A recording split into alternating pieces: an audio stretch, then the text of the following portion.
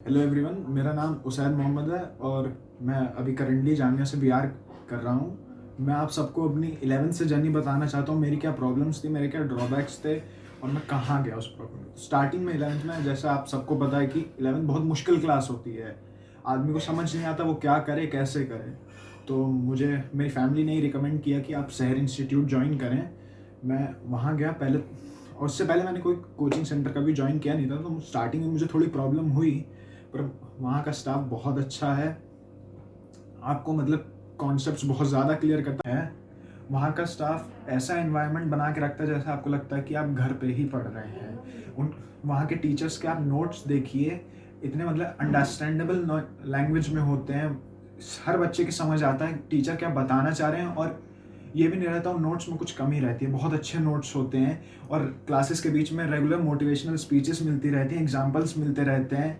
अब और हर क्लास के बाद सर डाउट टाइम होता है, मतलब आप सर से जाके कुछ 15 मिनट्स आप पूछ सकते हैं। हर बच्चा नहीं, उसके बाद नहीं रहता वो, या तो कोचिंग स्टार्ट होने से पहले पूछ सकता है, कोचिंग के बाद पूछ सकता है।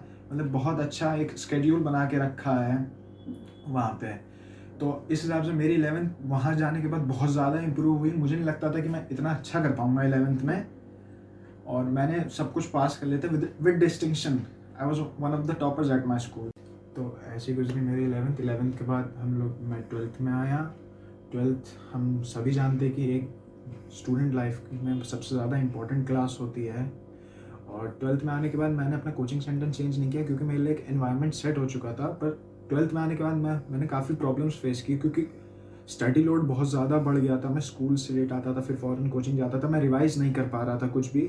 तो मेरे लिए काफ़ी मुश्किल हो रहा था हैंडल करने के लिए। फिर तब मैंने एक स्केड्यूल अपने लिए बनाया कि मैं स्कूल से आता था, थोड़ी देर 1 घंटा रेस्ट करता था, फिर मैं कोचिंग जाता था। कोचिंग में फुल अटेंशन देता था मैं, कि ज़्यादा से ज़्यादा मैं कोचिंग में ही कवर कर लूँ। फिर कोचिंग से आने के बाद मैं स्कूल का थोड़ा होमवर्क करता था। फिर रात में सोते वक्त मैं कोचिंग के नोट्स रिवाइज करता था एकदम सोने से पहले। मुझे लगता था कि जब सोने से पहले करता था तो ज़्यादा अच्छा मुझे याद रहता था। तो ऐसे कर करके मैं आगे बढ़ता रहा, और मेरे मम्मी पापा ने भी मेरी काफ़ी मदद की है। उन्होंने मेरा एक टाइम टेबल प्लॉट आउट करके रखा हुआ था, जिसके हिसाब से मुझे इतने टाइम पढ़ना था, इतने टाइम के लिए मैं ब्रेक ले सकता था। और मेरे फ़ोन के आवर्स, जैसे फ़ोन एक बहुत मेजर डिस्ट्रैक्शन है, मेरा फ़ोन का आवर्स लिमिटेड था। मैं इतने टाइम में ही कर सकता था इन्जॉयमेंट बाकी। और मेरे मम्मी पापा मेरे साथ कभी कभी, जैसे मैं रात में बहुत देर तक पढ़ाई करता था, वो मेरे साथ जगते रहते थे, जिससे मुझे कंपनी मिलती रहे और मैं ज़्यादा अच्छे से पढ़ सकूँ।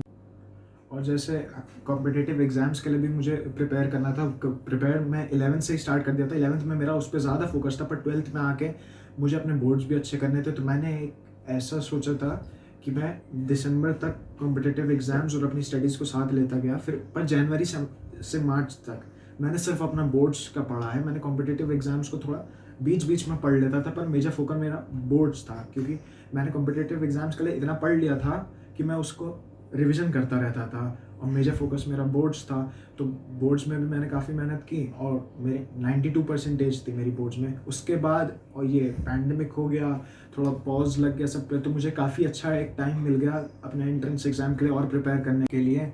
तो मुझे एक्चुअली 5 मंथ्स मिल गए थे मुझे अपना एंट्रेंस एग्ज़ाम क्लियर करने के लिए। तो मैं उन 5 मंथ्स में रेगुलरली पढ़ा था। मुझे आर्किटेक्चर करना था और मुझे हमेशा से क्वालिफाई करना था उसे। तो मैं एक बेस्ट कॉलेज में जाना चाहता था। और तो फिर जब मैंने सितंबर में फाइनली जब पेपर हुए, तो मैं रिज़ल्ट आया मेरा, तो मेरी 99.47 परसेंटाइल थी, जो वाकई में बहुत अच्छी थी। मैं काफ़ी खुश हुआ उससे। और अब मैं जामिया में मेरा एडमिशन हो चुका है। Jamia one of the best colleges है इंडिया का आर्किटेक्चर के लिए। तो ये थी मेरी जर्नी 11th से लेके एक एंट्रेंस एग्ज़ाम क्वालिफाई करने के लिए। और मैं आखिर में ये बोलना चाहूँगा कि मैं अपने पेरेंट्स और ये शहर इंस्टीट्यूट, स्पेशली शहर इंस्टीट्यूट, उसके स्टाफ, उसके teachers, I am highly grateful towards them. उन्होंने एक मीडियोकर स्टूडेंट को एक इतना अच्छा बना के रखा कि वो एक one of the toughest exams JEE Mains वो क्वालिफाई कर लेता है और इतनी अच्छी परसेंटाइल आता है। तो थैंक यू शहर institute for everything and everyone else who has helped me through this wonderful journey. Thank you.